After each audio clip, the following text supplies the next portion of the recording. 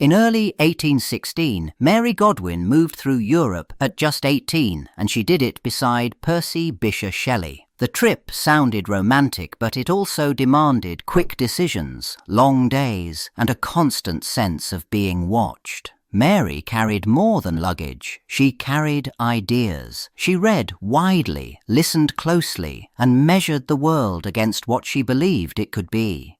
Percy already wrote and published, and his reputation pulled attention toward him wherever they went. For Mary, that imbalance mattered. She stayed intensely alert to what people said, what they admired, and what they dismissed.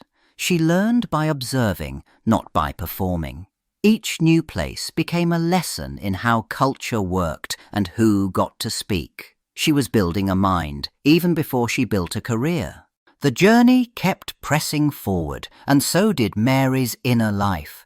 She collected impressions, arguments, and questions, and she tested them against her own experience. She had not yet put her name on a book, but she already lived like someone preparing to. Travel exposed limits fast.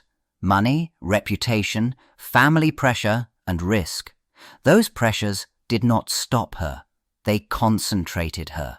That spring, Europe's weather stopped behaving. Days that should have warmed turned raw again. Rain came when people expected sun. The cause sat far away in the sky itself. Ash and gases from the Tambora eruption had spread high above the world, thinning the sunlight that normally drove the seasons forward. No one in Europe saw the volcano. They only felt the change. With less sun reaching the ground, temperatures stayed low and the air held more moisture. Storm systems lingered instead of moving on. Fields that needed steady warmth got repeated cold snaps, and roads turned unreliable with mud and flooding. Travelers planned for a normal spring and found delays, discomfort, and sudden risk. The season did not ease people into summer. It tightened its grip. By late spring, the pattern became hard to ignore. Chill, cloud, and rain, again and again. The phrase "year without a summer" had not yet settled into history, but the experience already felt like a warning. This was not a single bad week. It was a new baseline. And for anyone moving across Europe in 1816, the strange weather began shaping choices: where to go, how fast, and what happened when they arrived. By June 1816, Mary and Percy reached Lake Geneva, looking for a calmer stretch of their journey. Instead, they stepped into someone else's orbit. Lord Byron, already a celebrity poet with a scandalous reputation, had settled nearby, and his presence pulled in a small, intense circle. For Mary, it meant instant proximity to fame, talent, and judgment. She was not watching from a distance anymore. She was inside the room. The days did not open up into easy sightseeing. The weather kept turning, cold and wet, pushing plans into delays and people into each other's company. That pressure changed everything. Conversation became the main event, and it did not stay light for long. Big personalities competed for attention, ideas, and edge. Mary listened, learned, and absorbed how these writers tested one another in real time. Every evening raised the stakes of being quiet. For Mary, the setting created a simple but powerful equation: constant rain outside, constant intensity inside. The more the skies closed in, the more their world narrowed to talk, opinion, and performance. In that circle, talent was not a private quality. It had to prove itself. She sat among poets who treated imagination like a contest, and she had no way to escape the comparison. The summer did not relax her. It cornered her. The rain kept returning, and the group kept getting pushed back indoors.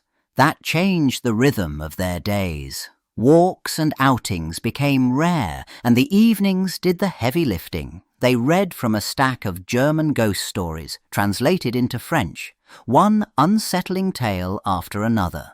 It sounded like entertainment. It acted like fuel. Each story raised the bar for what counted as frightening. But the talk did not stay with ghosts. It turned to a new obsession of the age: what life actually was, and whether it could be started again once it stopped. Recent experiments with electricity and the body had made old questions feel urgent, not philosophical. The idea of a spark that could move dead flesh sat in the room like a dare. Fear and science began to overlap. That overlap unsettled everyone. As the nights piled up, the mood tightened. People tested each other, not with arguments, but with imagination. Who could picture the darkest outcome? Who could make it feel real? Mary listened closely, then measured herself against what she heard. She did not need thunder for the pressure to build. The storm simply trapped them in place long enough for the challenge to take shape. The talk and the reading could only go so far before someone tested it. Byron proposed a simple contest. Each person had to produce a ghost story. It sounded like a game, but it changed the balance in the room. Until then, Mary mainly absorbed brilliant minds around her. Now she faced a direct demand, not an opinion, not an admiration, a finished, frightening tale. The challenge landed on Mary in a particular way. The others already carried public reputations, and they moved quickly from idea to performance. She did not. She had intelligence and curiosity, but she had not yet proven herself on the page. The contest turned her into a participant under pressure. Time passed. The expectation stayed, and the question narrowed to one thing: what could she invent? Mary tried to answer it by doing what she always did first: thinking, listening, weighing possibilities. But a ghost story required more than taste or knowledge. It required a clear fear, shaped into plot, with an ending that worked. That demand forced a shift. She could not hide behind the conversation anymore. If she wanted to belong in that circle as more than an observer, she had to create something that held the room. Days passed after the challenge, and she still had nothing she trusted. She listened, she thought, she tried to force an idea into shape. It did not work. The pressure only tightened because everyone around her seemed ready to produce something. She did not want a weak imitation. She wanted a story that held. That gap between ambition and silence became the problem she could not escape. Then, when she finally lay down to rest, her mind did not stop working. It slipped into a state that felt half awake, half asleep, and it offered her an image with sudden force. She saw a man of science, driven to go too far. She saw a being made, not born, and she saw the moment it seemed to come alive, not as a triumph, but as a shock. The fear came from the act itself. When she fully woke, the feeling stayed. This was not a vague mood or a loose scare. It was a clear center, a creator facing what he had created. The idea solved her problem because it gave her a spine to build on.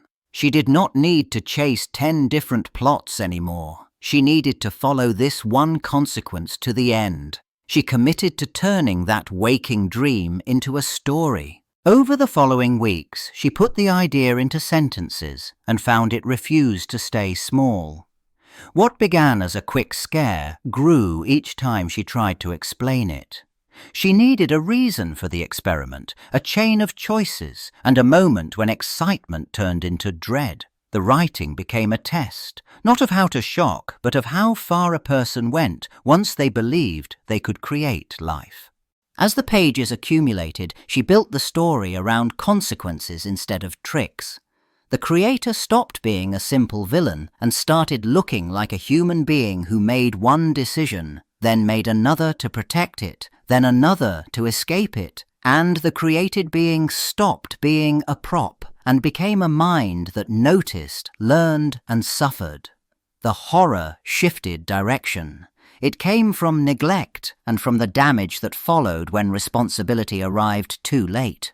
That change forced her to write with a different kind of pressure. Each scene had to answer a question she kept raising: who owed what to whom, after an act that could not be undone.